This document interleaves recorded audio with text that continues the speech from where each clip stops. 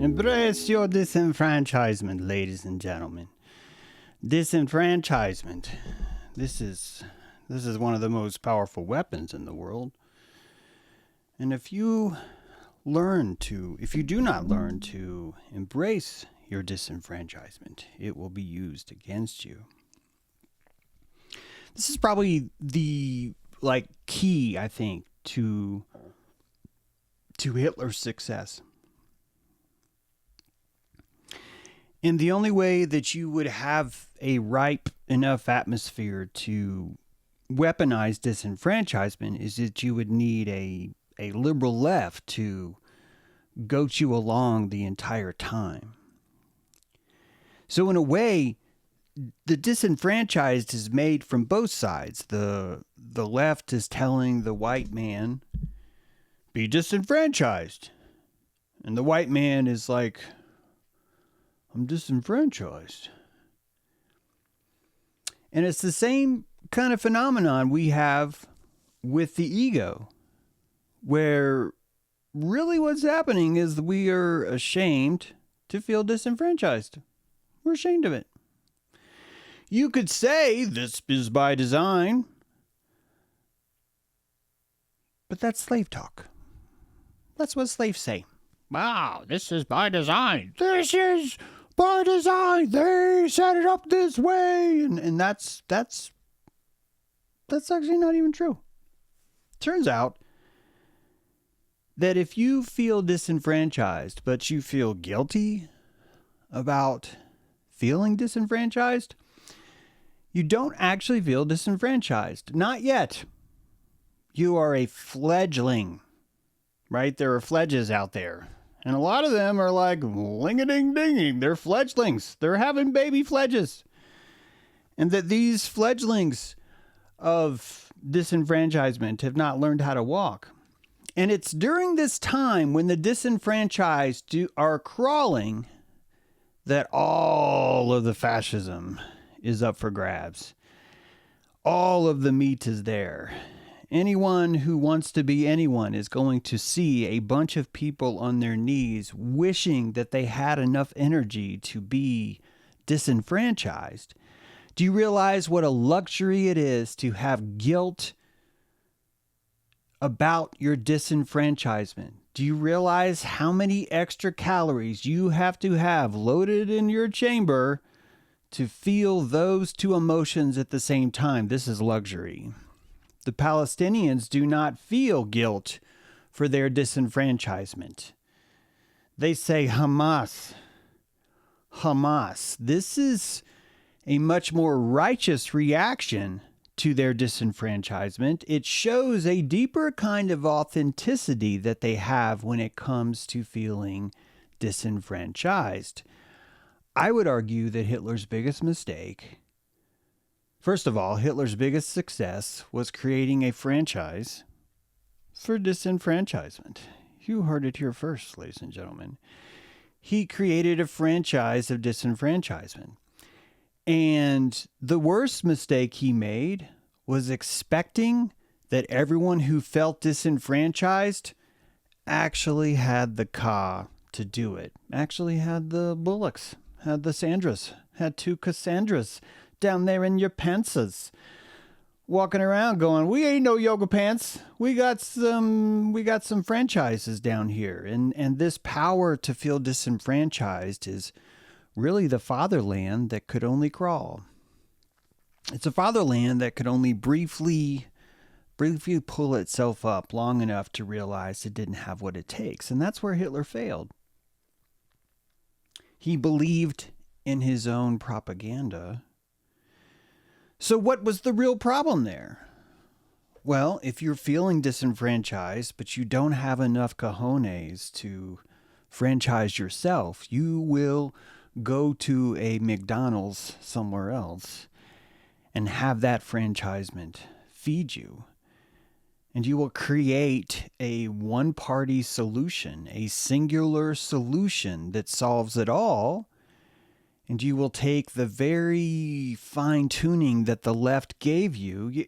I bet you're wondering, is he talking about America or Germany? I'm talking about the same thing. They are the same thing in this one little way of disenfranchisement. They're the same. And so you would need a left that's constantly pushing you to have less ego for you to start to feel the pull of, man, I wish I could have more ego. I wish I could have more ego, and all of us would be singing in the middle of the day. And that this is coming, and a lot of you are like, fucking, I hate musicals, so you're like, we have to suppress the ego. And it's a good time that a bunch of ancient rock humpers, Asherah poles, were humping holes in the stone and dropping their seed and creating the first sacred whores that gave birth to everything that is happening to you today. Welcome to Tuesday. My name's James True. You were listening to James True Live, and you should hit the subscribe button. You should do that. It's kind of like, it's fucking free. Jesus, guys. Fuck. You could hit like, too. You could join Patreon. All those are free.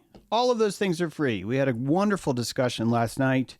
Went into a lot more detail about a lot of interesting things. It's called Dojo. Check it out on Dojo Worth. That free episode, you can see the link on Patreon. It's right there. But let's talk about Ka. I want to talk about Ka. I want to Ka. Well, who said I'm going to be doing that? Sorry, but I want to discuss Ka, and I want you to understand a lot has happened to your Ka. So much has happened to your Ka that you guys don't even know what Ka is. This is, oh, man. Oh, so much has happened to your Ka that you don't. James, stop throwing 666 gang signs. You're not made of carbon. You don't have 3 protons, 3 electrons. You don't have perfect sixes. You don't have the tri-sixa. You can't be going around tapping into the sacred power of 666, James. You're going to get called names like the farrier of Lucius. You're going to be called a farrier. Yeah, a farrier. I literally put horseshoes on the bottom of light. I put horseshoes on the bottom of light, motherfuckers. Who among you has been called a farrier of light? Nay. Do you see the nay? Do you see the deep levels of puns that are coming out of this frickin' Taurus? And I'm a Taurus. Jesus, James. Yes, I am. Je suis. Oh my God. We've solved it all. Let's end the show. No, we won't, because we're going to talk about Ka. We're going to talk about it because I want you to know what happened. First, some of you probably think that I'm just like making shit up when I'm telling you about a bunch of rock humpers. And in order to explain Ka, we got to get there. And in order to get there, before we get to Ka, I need to get to the Vatican is full of sex toys. Did you know that? Some of you are like, what's underneath the Vatican? Some of you watch James True, episode 864, and you already know. And don't worry, this is not a show that's strictly repeating that. But if you were paying attention to episode 352 and episode 654, then you guys would be like, oh my God, we're doing a mashup. It's time for a mashup, ladies and gentlemen. And the potatoes are going to be the Vatican's full of sex toys and the Valley of Ka. Let's get started. First of all, we will hide 4,000 stone penisi. What shall we do? Turned out some lesbians were.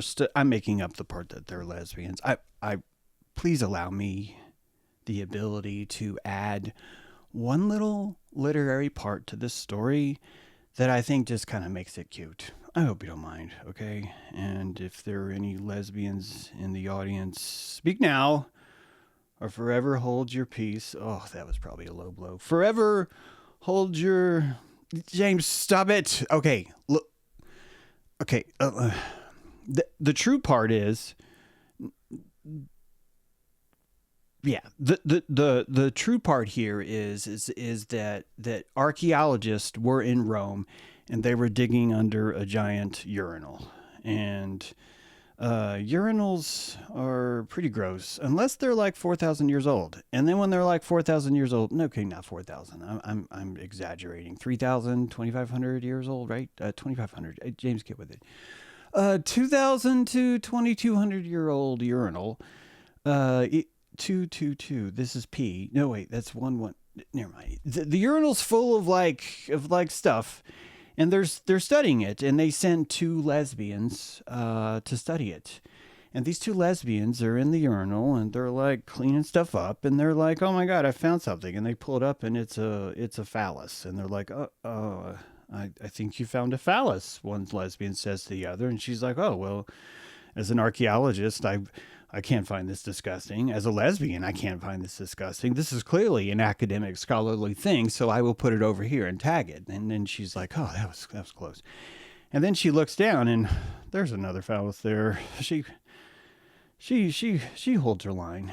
She does her sacred duty. She picks this up and she bags it and she puts it over there. Then she sees another one. This happens 4,000 times, ladies and gentlemen. 4,000, actually it's 3,999 of these 4,000 phalluses were logged in a book found underneath a urinal. One is missing. For some reason, the lesbians didn't account for that. We asked them, "Hey, why is there a missing stone phalluses and phallusi?" And they're just like, You need to count again. You need to count. Look, I gotta go, but you need to count, and I gotta get on my plane. Got a lot of baggage to check. Don't need to be sitting here recounting a bunch of penises. Plus, I'm a lesbian. Don't make me count 3,900. Well, didn't you say 4,000? No, I gotta go. So that's that's one part. Now that I've gotten my perversion joke out of the way, this is going to get more perverted, so this doesn't actually happen. But I want you to know that what's underneath Rome, what the Vatican is hiding, is actually just a bunch of shame sex toys. And the reason why they're shamey sex toys is because your religion itself, the religion that came to you, came about through the idea of humping on a pole. The Asherah pole is an ancient concept. Some would say that it predates Yahweh. Others who kind of understand Yahweh more maybe would even understand that really it's just a combination of both. That the Asherah pole joined forces with Yahweh. Yahweh incorporated it. In fact, Yahweh, if you open the doors of a Torah, it would say she, he, and then there's all this transsexual stuff. And then there's the Cave of the Patriarchs, truly probably considered the second most guarded relic in Jewish lore is the Cave of the Patriarchs. And inside of there are supposed to be the bones of Isaac and Jacob and whatnot. And if you've been watching the stream, you know they probably have 6 fingers and 6 toes. I'm just saying that this is probably why they were considered such a relic. And as time moved on, I think that they discovered that they actually were hermaphroditic bones. And I know that this all sounds crazy, but it really doesn't when you start to understand what ancient church was. This is an overview of the Vatican, and you can see on the left is the tomb of St. Peter. But there's something underneath St. Peter, something underneath this spot. And this place underneath St. Peter has a darker history. And the history is the birth of a religion that I'd like to call Priapus. I didn't invent the name, but I've seen others use this. James Hannay, for example, is one.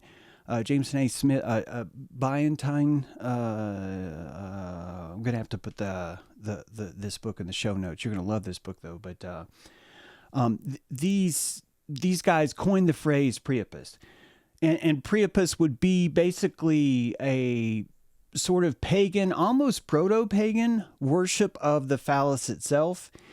And if you look at ancient Greek rituals, in fact, I don't know, I bet you I don't actually have this, but if you remember, one of the ancient Greek festivals that I've shown you is this old Greek ritual where these chicks are greasing a pole. They're spreading sacred olive oil on a pole. And guys, this is kind of all the proof you need of what ancient religion was really like. And you don't have to call me a pervert to say that. I think some of you guys are going to just say, James, I think you're a pervert, but this, you cannot use this as an example. You should be able to hear this.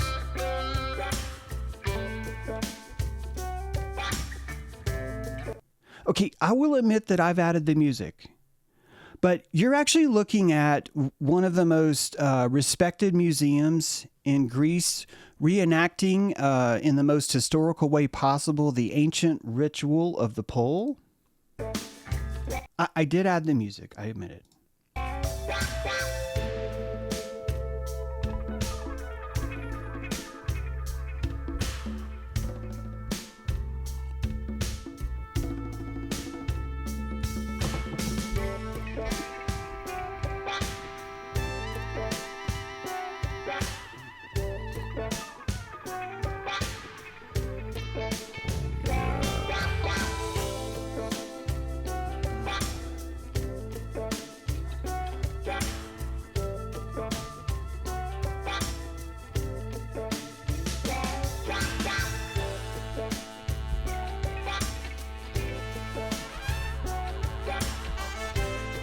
Yeah, baby. You get it. Oh, look. There's something going on here, guys.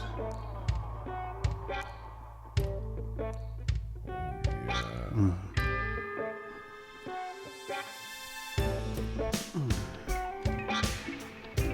Oh my God, she's gonna put some...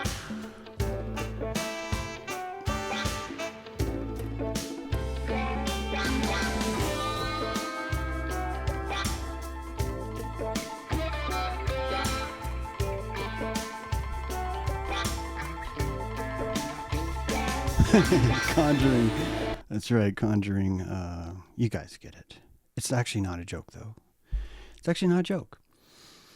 I mean, it's funny. I hope you found that funny. But this is a traditional Delphi Lingam olive oil ritual. And it's only one of many, many examples. And if you really want to tap into the birth of religion, some of you may have struggled like I had at a young age when I'm like, how would a bunch of primitive guys wandering around the desert decide to start something as sophisticated as religion? It meaning that they would like, oh, let's build a church and everyone act really clean and everyone just like sit there and go, oh, and like repeat stuff and then be like, oh, we're practicing ritual. Because everyone explained to me in history, well, this was a ritual. This was a ritual. It was a ritual. And that was their explanation for fucking everything. And be like, well, but why would they do this? Like, and when you look at it, if you look at this ritual without the music, you're seeing it as cleansed as it can possibly be. And you may end up wondering, like I have, is why would that catch on? Baptism is a perfect example. We've talked about this. The only thing that really makes sense about baptism would be it was some kind of adrenaline ritual, because if you're going to be reborn, you would have to think you're going to die. And if you needed a bunch of your brothers to hold you down underwater, this would instill a sense of death.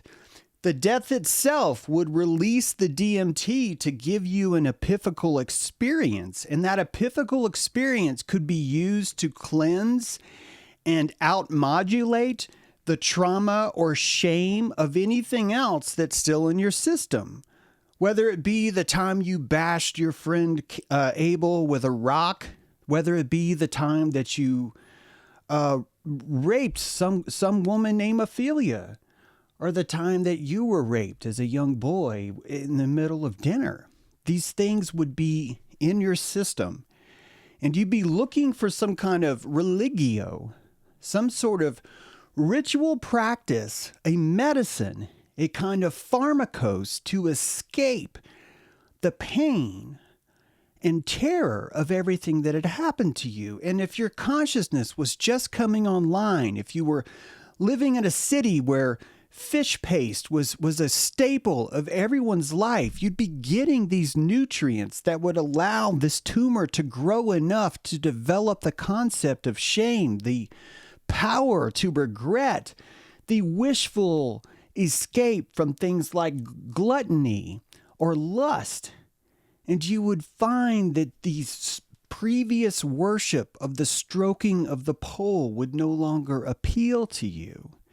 And you would seek sanctity and grace because it burned when you peed. that the syphilis itself would create a new kind of Christianity. But I'm getting off track. Let's go back to the pole humping a bit. All of you have heard of the Asherah pole. All of you have heard in the Bible there is we must tear down the Asherah pole. We must destroy it. And this is some of the earliest forms of outrage against pornography. That the displaying of a pole in the woods as serving a temple is telling you something. Ladies and gentlemen, excuse me, most of the Bible references swearing on the phallus, swearing on a megalith, or worshiping some kind of stone. And if there was a stone that held a certain shape, that had certain holes, if there was a pole that had certain holes, and if you were to come up to this pole and the pole was to suddenly turn you on, guys, looking at you, and that you were so turned on by this pole that something would become engorged, because it'd be great if this episode would still be monetized, because a lot of you guys don't hit subscribe, but that you would become engorged, and you would approach the pole, and the animism of your simple psychology would take over, and you would become beast-like because of your engorgement. And your engorgement would be satiated by the pole because you would hump it. And you would see a religion of people that are humping this pole, and this would be the cult of Asherah. And the second that someone else came to the pole, no pun intended, and saw that someone else was humping the pole, the idea would be probably so contagious that the pole would become a limbic omphalos in the area, meaning a place where civilization would form simply around the arousal of the brain of the constellations of things that were happening at the Asherah. The Asherah would become a temple before anyone knew what temple meant.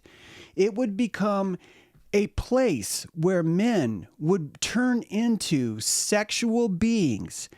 And when they were finished, they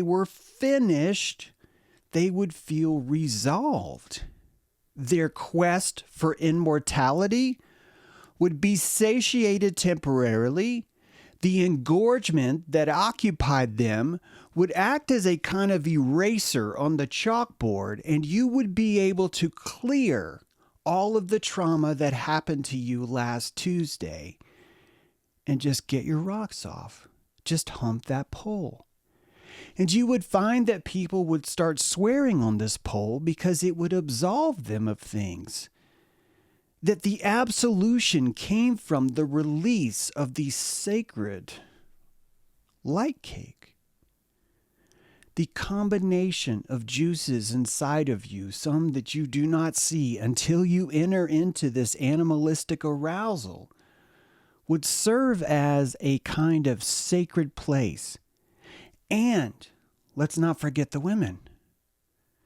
Because the women would notice that there's this pole, and that around this pole is a strong magnetic field of engorged men.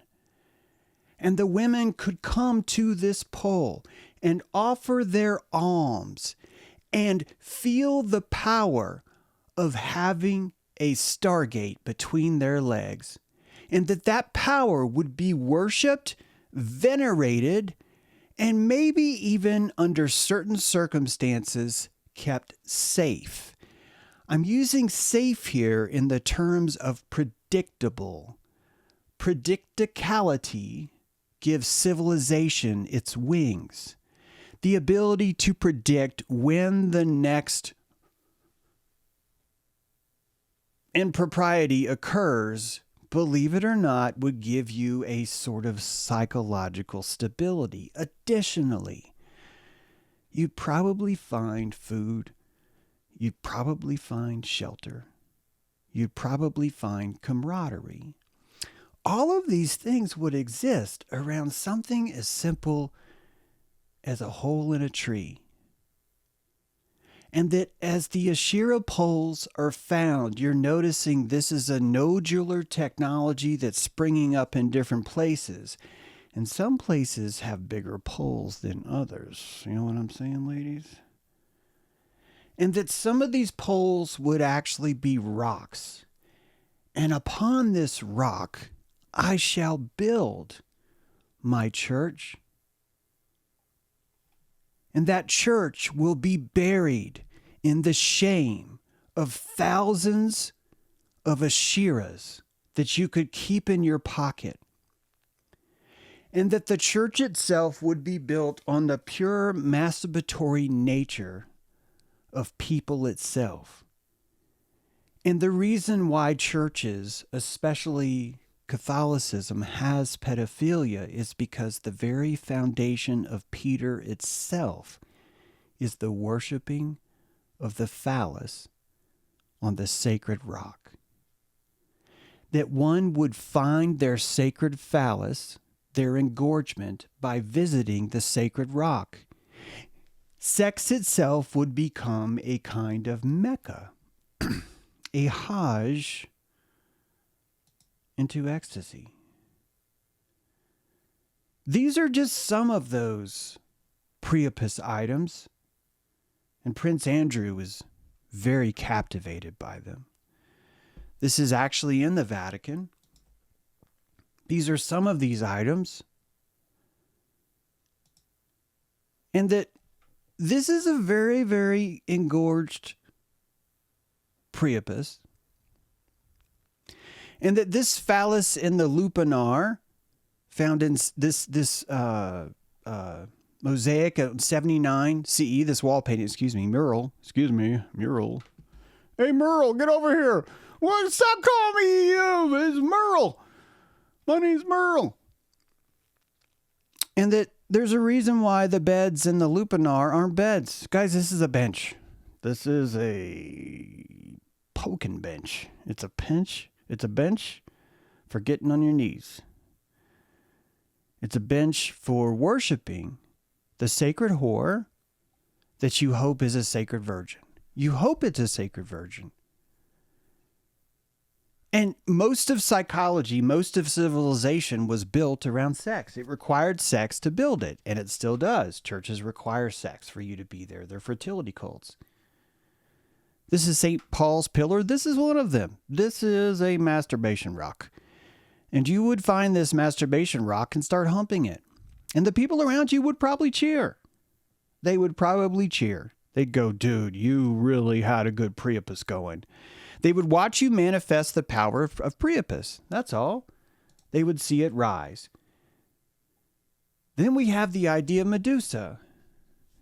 The Gorgons, the most beautiful maidens in the Mediterranean, kept as sacred whores, tokens given out to sailors who would come see the sacred whore. And when they would see the sacred whore, they'd find crabs and gonorrhea and syphilis. And it turns out the temple virgins weren't so virginical. That's right, virginical. You heard it here first. Virginical. Virginical. And that Medusa itself would become one of the most violent forms of attacking oneself, because it would attack you in the Priapus.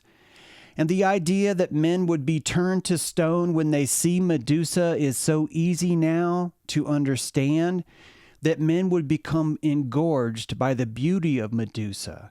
The engorgement would attack them, which is why her hair is made of snakes. The snaking of the hair is her beauty is biting back at you. She's biting back at you because you are so turned on by her presence. This is the religion before Christianity, before the gospel of lust was written.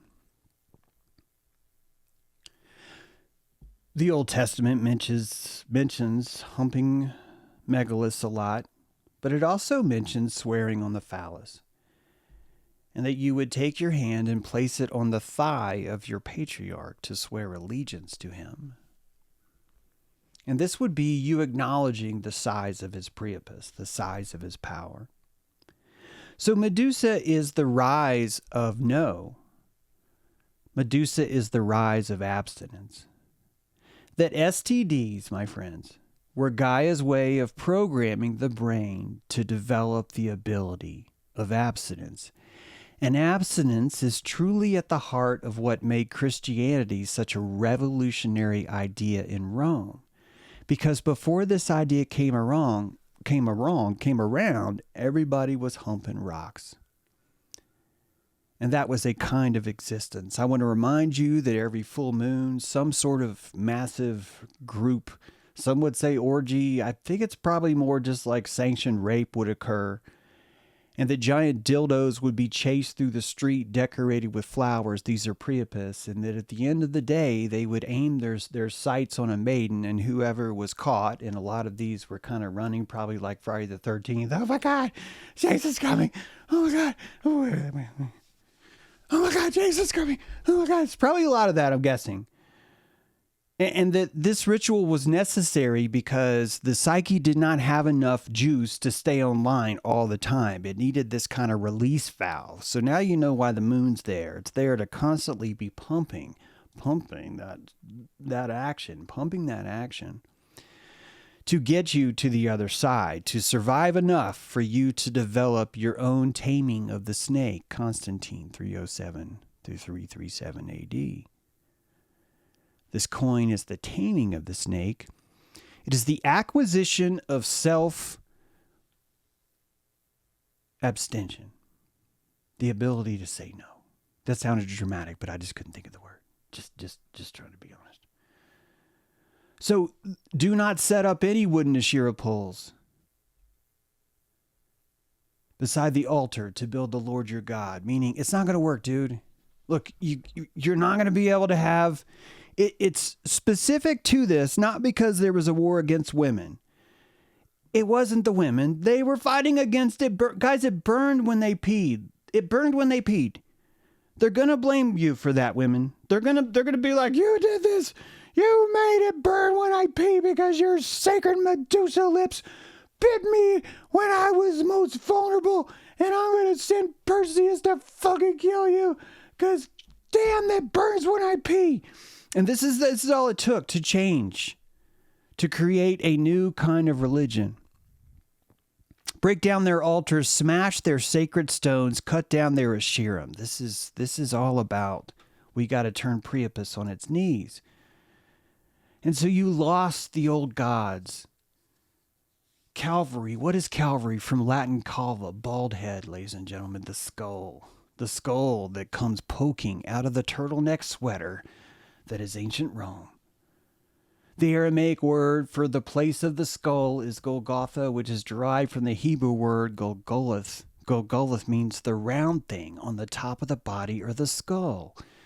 Guys, Aphrodite portrayed in different ways throughout the centuries, right? She used to have remember the old days when we could worship 60-breasted Artemis, when we could have this cake and eat it too, back before we even knew when it burned when we peed, that I would even argue that we probably didn't even know that it burned when we peed, that it took so much consciousness to tap into all these limbic circuits that were firing in our brain, one of which is, fuck, that burns, that even become aware of these things is truly the development of the immune system. I've made this argument about leprosy. Leprosy is the lack of self-awareness. It comes down to the decrepit nature that your skin undergoes when you just don't have enough psyche to even think about pruning yourself. That pruning every part of you requires a lot of mental triangulation, that you would have to be able to picture yourself from all sides and recognize, I smell awful. I bet it took centuries to even realize that some of you are wandering around just like pooping in your own legs and you don't even know it smells bad. It takes you years until you finally discover, I think I smell bad. And then you're like, I want to go clean some crevices. I'm going to clean some cracks out. And that this is what it takes to come online, because we weren't born online. We rose out of the muck. To the left is the original humping rock. It's got a crevice. It's got a sacred vagina right there. Do you see my mouse? Unzip the sacred vagina. We will call it the Holy Sepulchre. Golgotha is at the split top of the sacred skull head. We will crucify our Lord on top of it. Oh, I'll stop. But this is how do you keep church going? How do you notice that your congregation itself is like really sick of fucking syphilis? You, Peter, crucify yourself upside down. You go to Golgotha and crucify yourself upside down, which would mean you keep it in your pants. You keep it in your pants. Peter's gonna keep it in your pants. That's right. It starts the whole religion. Peter, gonna keep it in your pants. This whole thing works because you have no choice. You've got a crowd that is, are they pagan or are they anti-syphilis? Are they pagan or are they anti-syphilis? And a revolution took over because the society itself, most were not ready for this. They're like, but I wanna hump rocks. And the war came. The war came between the rock humpers and the not so rock humpers. And we're looking at that same war today. We're looking at the same thing. Here's what's underneath. Golgotha's rock. Look at its shape. See that? That's the shape. And this rock wasn't smashed. Do you know why Golgotha wasn't smashed? Because the people wouldn't came. Some of you are like, you mean come? Like, yeah, but I was trying to like make, yeah, it works both ways. The people, if you build it, the people will came. But this is, how else do I say this? Spermicus, littlecus, bigus, Spermicus, littlecus, bigotus. And then if you chop down littleus or bigotus, they're not gonna come. You're not gonna have a church anymore. What you got to do is bury these things. You've got to bury those things and slowly develop something a little bit better. So you still have to worship Peter. You're going to need that word Peter. It's very important. You're going to need that word Peter. Not only that, all the people, all the cults are still humping rocks. They're humping walls. They're humping rocks. That's not going to stop.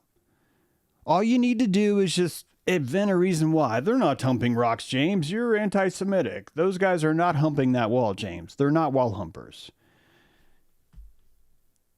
Yeah, they are. They're wall humpers because you and I are wall humpers. And I'm going to tell you something, guys. I want you to lean in here. Okay, I'll lean in because it's probably easier for me to lean in versus all of you guys lean in. I want you to lean in here. Bibi Netanyahu never kissed the rock. Never kissed the wall. The leader of the Benjamites has never kissed the wall.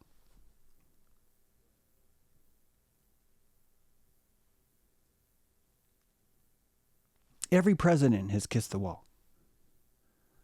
Not Bibi Netanyahu. Why not? It's not his real name. You know that.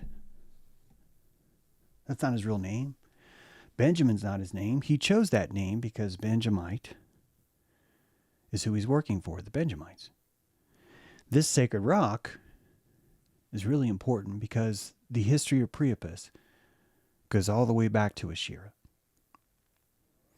And I would speculate in a very perverted way that whenever a president goes over there and places their lips on that rock, they are tasting the ejaculation of the Benjamites. You could say this is the sickest, most anti-Semitic thing you've ever heard me say. And I would say it again because of the history of Priapus. Not only that, when you look at how the Benjamites are treating the Palestinians, you see a very diabolical form of worship that's based on creating a narrative in the world and causing someone to do something that's very degrading.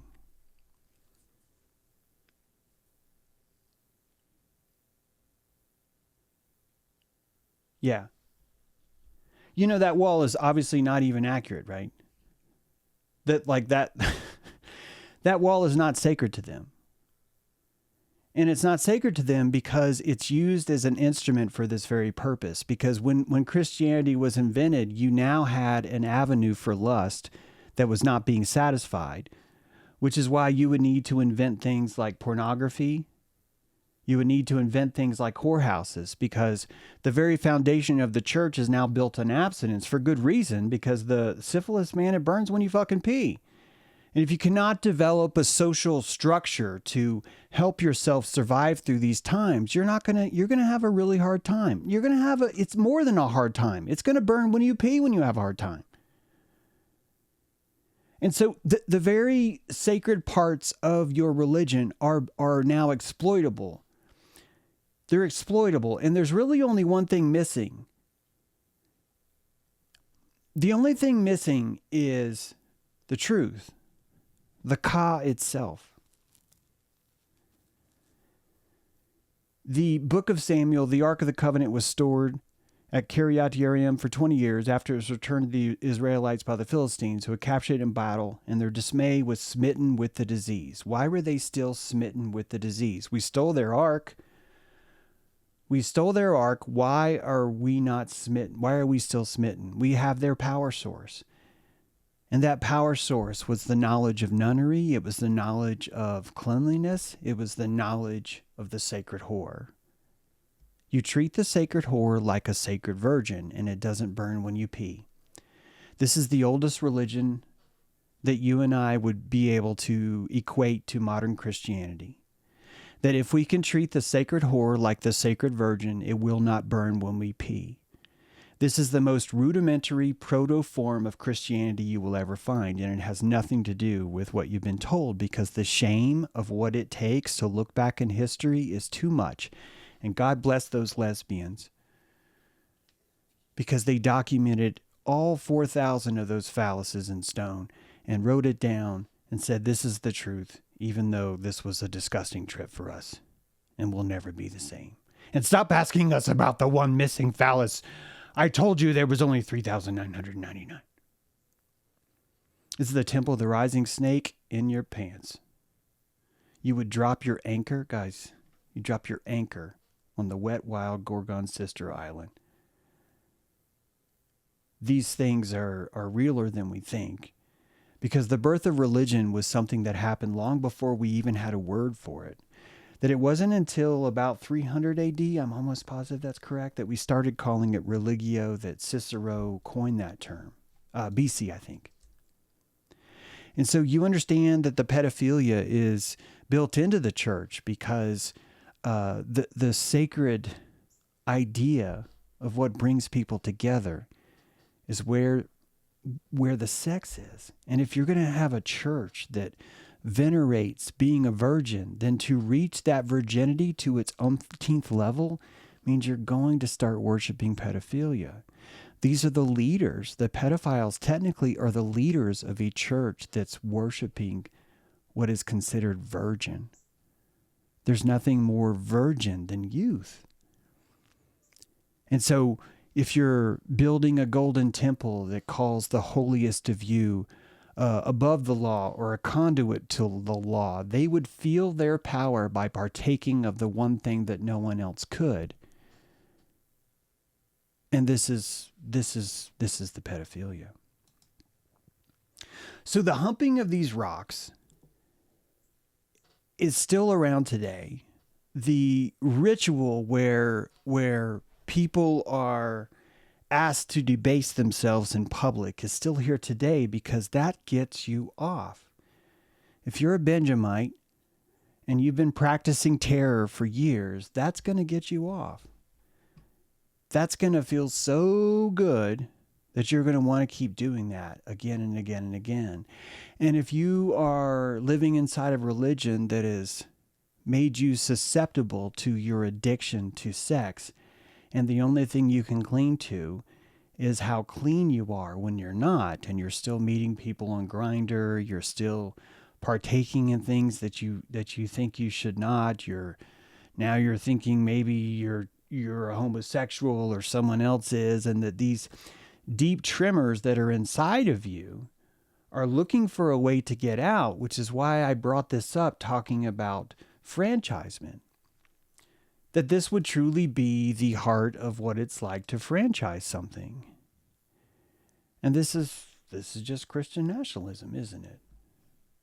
I mean, ultimately, that's really all it is. So why do white men have no ka? What is it about white men and their lack of ka? And I want to go over that. Ka is sort of the root in the mud of the flower that you would call a lotus. This is who you are. This is Egyptian. Spiritual duplicate, stored in the heart. At death, separated from the body. Inhabits a tomb, requires food, clothing, perfume, furniture. Your ka needs all those things. Ba is your flower.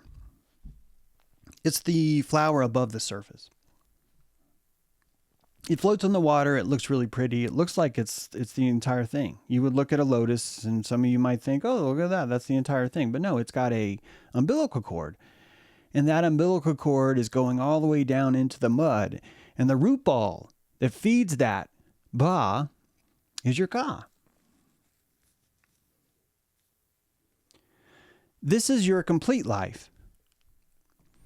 And ancient Egypt invented the concept of Horus because of ka. Just like a lotus, you too have a stalk. Some of you may not even remember that. Some of you are like, I don't have a stalk, but you did. Some of you have innies and some of you have outies. And that innie or that outie used to be connected to the stalk. And that stalk used to be planted in your placenta. It used to be a part of who you are. And the Valley of the Kings, a place that you've probably heard, west of Luxor in the hills, the Wedget, is the Valley of the Kings. And you think that that's where rich people are buried. And I don't know if you know what rich people means, because rich people, that place actually means the Valley of the Gates of Kings. And gates is plural. They don't see king as singular. And those tombs that we think are people trying to hide their kings from certain places, if most of them, they're not hidden at all. They weren't meant to be hidden at all. They didn't have elaborate locks or doors. In fact, most of them had shutters that had little trim pieces that allowed you to move and replace the wood whenever you wanted. And if you walked in, you would find that the Valley of the Kas is occupied by rows of jars, clay jars. And if you were to walk up to one of those clay jars and open the lid, you would see a placenta inside. And one of the most sacred rituals, the cutting of the cord, actually came from this Horus. See, that placenta was the Horus. It was the one that always lives above the horizon, the one that's always on the opposite side of life than you are, the one that gave its only body, its only begotten sense so that you may live. It's the first concept of Jesus. Your ka should be buried in a place that can be venerated. And as long as your ka is there, the spirit of you, your ba, has a place to remember who it is and what it's about. Native Americans, without going to Egypt, practice the same ritual. Many would bury their ka underneath an evergreen tree, at the base of an evergreen tree somewhere. These things were almost like a plug-in hard drive. The same way that bone technology was used by ancient pagans that would crawl underground to sleep among the bones simply to remember. Their phonological loop was so weak that they needed the technology of furniture, of bone furniture, to exist and remember an identity before the world where we had three names, before the world where we can complexify ourselves into something beyond slave. and that the Egyptians were utilizing the Valley of the Kings as gates, and that these gates stored in this valley were used to keep their Ka. White man has no Ka. White man has no Ka. When I was born, my Ka was placed in an incinerator. It was a Holocaust. It was burned in an instant. No one was told. No one was asked. No one even watched it. It was obliterated, and I've spent my entire life as a white man because of that. And Zionists invented the word white man. They invented the idea of amputating the Ka. Because if you could amputate that Ka, you would have a skinwalker. A skinwalker that looks for the certification of tattooed trees to give him some sense of rights, some sense of law. And that the people that call themselves white people, I am one of them, or have been, are people that have lost their Ka. That the right answer is that you are indigenous. And you would be indigenous if someone would have planted your Ka. And if that Ka was planted somewhere, you would find it impossible to even use the word immigrant or citizen. That citizen would be meaningless to you because you would have Ka. This Ka would give you all the power you need. And anyone that would want to control society would find a way to kill that Ka. And any kind of religion or idea that tried to tap into that Ka would be shamed exclusively. Which brings us back to disenfranchisement. The disenfranchisement runs on the lack of Ka. And as long as people do not have Ka, they will seek it from somewhere else. The Egyptians had 5 different names for things. I don't even want to show you this. It's so complicated. I'm not going to show you. They had your name. This was your cartouche. Your written name was the reason why it's bound in twine is because it's sealing you together. It is that twine, believe it or not, is symbolic of your umbilical, your spout connecting your Ka from your Ba. And that your name, the cartouche of who you were, is the seal for that. It is the naming convention. It's an IP address in the giant computer of Ma'at. Your soul is your Ba. Your spirit is your Ka. Your body is the shell. And your shadow or your swit is your privileges. This is a horrible computer analogy that only you would understand if you programmed in shell. But that you have root access to your body. And that your shadow gives you root privileges that you may not have normally as your body. That you would have to go in and type su-root or open Windows PowerShell in administrator mode.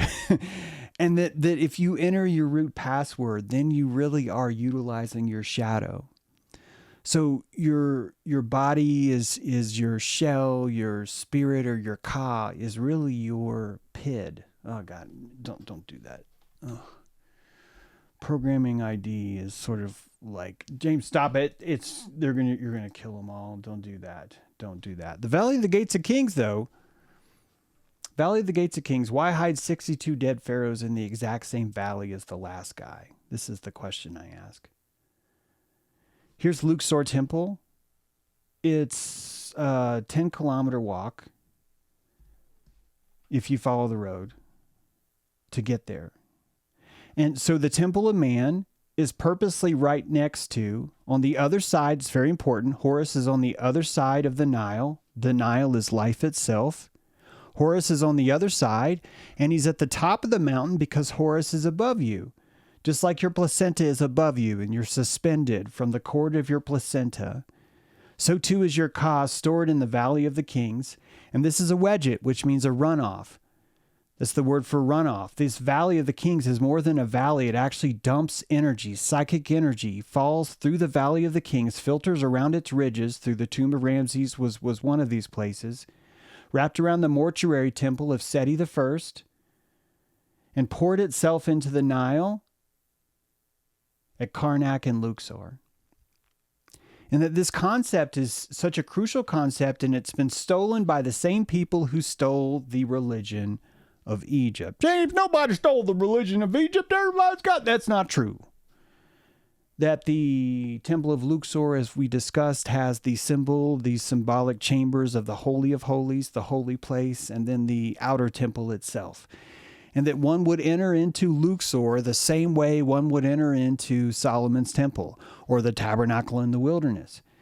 And that if you were a slave cult learning your religious ideas through Egypt, but you were secretly humping poles, Yahweh stones, and that you found yourself to be so rebellious that the Pharaoh himself said, "You're fucking fired," and he deported you, that you would become a wandering tribe of disenfranchised, and that you would rob the religion from whence you came and create it and call it your own. You would utilize the sacred shofar horn because you would have slaughtered their sacred ram at Elephantine. And in the revolts at Elephantine, you see the sacred Baphomet himself, the symbol of ancient Egypt, of Amun-Ra, of Khnum, of Ben-Ebjedet, of Daksha, of Pan itself, emerging from the Nile Valley, showing you this concept of fertility, that you would fight against that, hoard it as your own, never mention the pyramids in the Bible, and create a sacred cult where only you knew what was inside the Holy of Holies. And that never happened in Egypt. That on Yom Kippur in Luxor, everyone got to see. And in Yom Kippur in the Jewish tradition, only the high priest gets to see. This is a covenant of secrecy, and a covenant of secrecy will show itself by making white men with no ka kiss the very rock that they hump on. And to denigrate and show themselves to be so much lower than them that it would be a form of worship and a form of power. And if you have stolen the sacred shofar from the temples of Egypt, you would be forced to run. You'd be forced to make your own ark. You'd be forced to carry the bones of what you consider to be your most sacred patriarch, and to tell stories about how Christianity can still worship the phallus by turning it into 2 stones and the rod of Aaron and a bowl of semen. A bowl of manna. And when you notice that the people who feared syphilis more than they feared developing an ability to say no, when you notice that they bought it, you would feel that you were superior. You would feel that you had the ability to manipulate these creatures. You would notice how easy it is to tame them. You would notice when you take their ka away by creating an American Medical Association that there is a psychic desire to delete the ka itself, that everyone is on board with let's incinerate Horus. Let's remove the one thing that gave its life so that we can be here. When you give birth at Luxor, you lay down in the south. And when the baby comes, the sacred placenta, the water hasn't broken. That's so important. And that water is pulled to the north, and the cord is stretched to look like the Nile. And when you understand how the Nile flows, you understand that the mother is Africa now, and that she's feeding all of her blood is pulsing through the cord. It's coming from Horus itself. So Isis and Horus are giving birth to the new king, and the new king doesn't know who it is. It's Osiris. And all the history, the palette of Narmer, one of the oldest makeup palettes we found, shows you this sacred placenta being drugged. It shows you how crucially important it was to Egypt. And just like the shofar, it would show you how crucially it would be important for the Benjamites to make the fuck sure no one could ever access their Horus. It would be a deep, deep part of their religion. Wadi al-Waq al-Maluk is the watercourse that is dry except during periods of rainfall. Why would you bury your king in a place that literally says, well, this is a watercourse, it's kind of dry, but not when it rains? And that the only reason why you would want to bury your Ka there is because you would want the rain of Horus to bequeath this sacred juice and pull forth the salt and wash it down into the Nile so you could be reborn, so you could be fed. This is the real meaning of the Valley of the Gates of Kings, ladies and gentlemen. And how important it is to hump that rock. You guys need to get out there and hump more rocks, man. And I want you to ask the tree for consent, okay? Don't do what I did. Don't do it. You will live in shame for the rest of your life. Ask the tree for consent. And if she says yes, I want you to hump that rock, ladies and gentlemen. I want you to bring the Asherah, and I want you to think about your Ka. I want you to apologize for the incineration. Tell it, I did not know what I meant, Horus. And the Horus, the sacred Horus, she knows what happened. She knows what you did. She knows what you mean. She appreciates you finally remembering. Wadi means the channel of a watercourse that is dry except during rainfall. The Valley of the Kings is Arabic Wadi al-Muluk. In Coptic, Romanized Azim, Lake Coptic is also known as the Valley of the Gates of Kings. Just wanted you to know that. You're listening to James True. To me, these are like antenna. They're like Ka veins. It's an overhead view. These are Ka veins. And you can see how they're situated, that they're meant to be accessed. That the Valley of Bibun, Malok, right here is sort of like a subdivision. And that all of these gates of kings are stored in the subdivision in easy to access places. This is a neighborhood, a birthing neighborhood for your Horus. Yeah, Excalibur is so true. Guys, there's an Excalibur in your pants. Didn't know if I told you that. And if you pull it out of the rock, do you understand what Oman just did? The Excalibur is the Peter inserted into the rock so that England can be born. All 12 of your cranial nerves have now been subdued because the power of humping compels you, because it burns when you pee. But until you can master your Kundalini, do you see how easy this is, guys? It all falls into place when you think about it.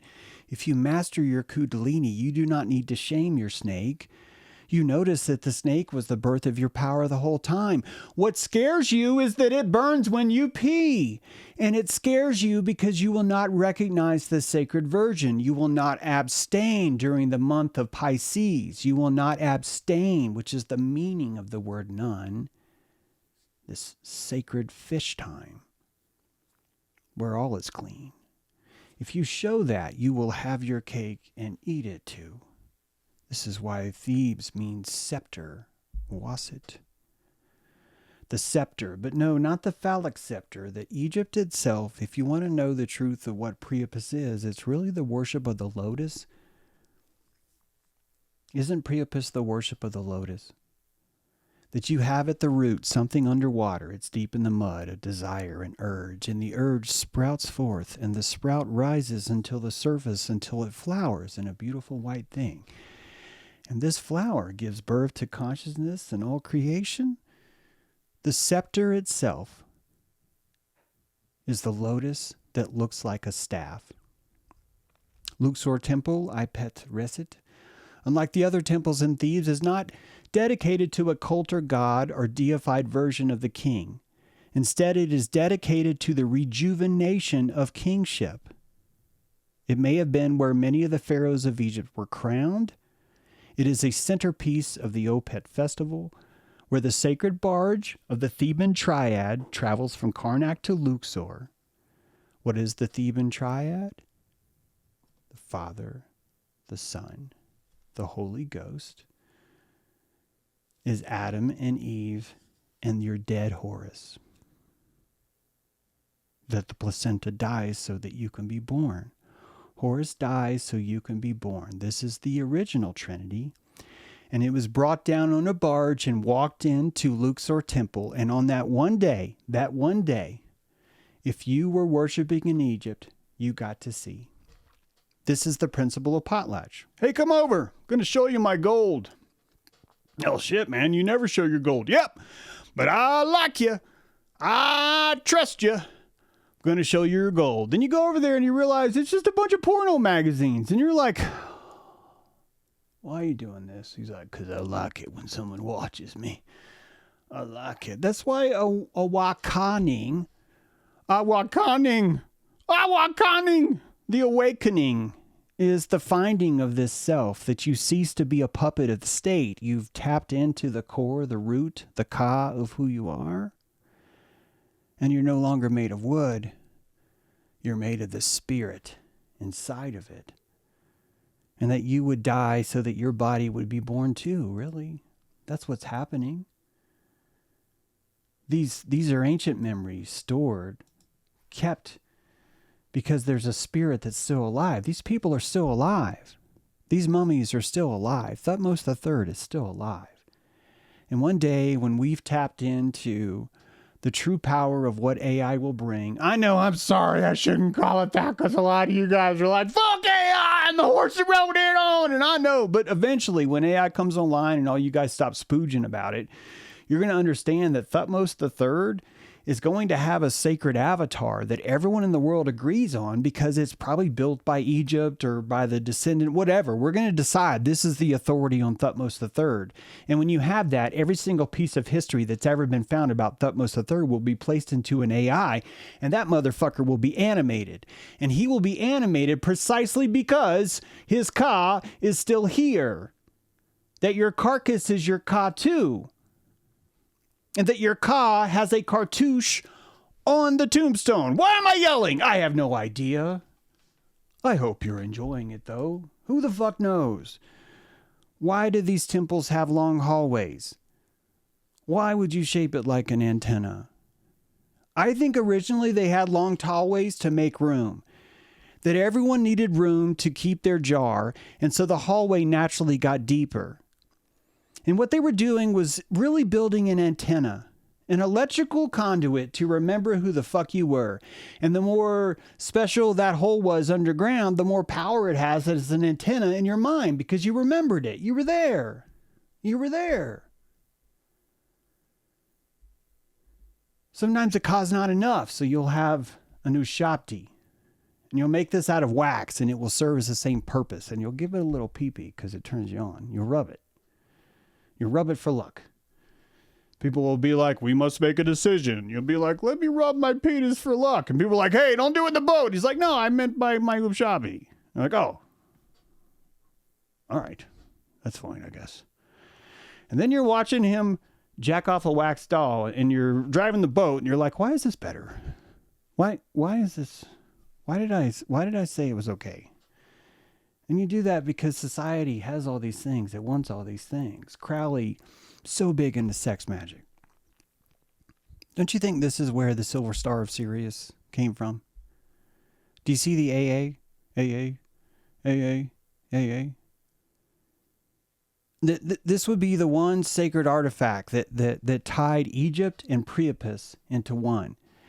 And if you're worshiping light cakes, if you're walking around going, oh God, we're going to have a sacred sex ritual, you're going to be tapping into this stuff. You're going to find out this stuff. Right? You find out this stuff. Astana, Kazakhstan 22. I really wish you'd put it in the comments. We can't always say what's on the chat. It's kind of weird what I have to do. It'd be great if we had more comments. So if you put it in the comments, I will definitely see it. I almost never can come back and go through the comments. I wish I was better at that, but there's just so much to do, you know? So I do want to learn more though. I won't talk to you about all the different hours, but Horus, of course, means hour itself. And there's this sacred ritual you go over where you cross the sea and stuff. But I think I've probably given you enough for today. I hope you enjoyed the show.